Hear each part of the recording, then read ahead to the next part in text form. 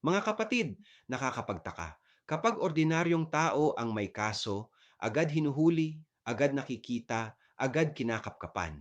Pero kapag si Senator Bato de la Rosa ang may tanong ng bayan tungkol sa ICC at war on drugs, bigla siyang nagiging unreachable. Parang magic. Hindi rin bago ito. Si Gringo Honasan, senador na noon, nagtago ng may kaso. Si Ping Lacson, senador na rin, 2 beses na naglaho. Pero bakit ganon? Pag mahirap, mabilis ang batas. Pag makapangyarihan, biglang may butas ang sistema. Mga kapatid, hustisya ang dapat pantay. Kung totoong may tapang, harapin ang katotohanan, hindi ang bayan ang dapat naghahabol sa inyo. Ako si Padre Jesse Galilea, may pusong Pinoy. Kasama mo sa pananalig at pakikibakang panlipunan. Hanggang sa muli mga kapatid,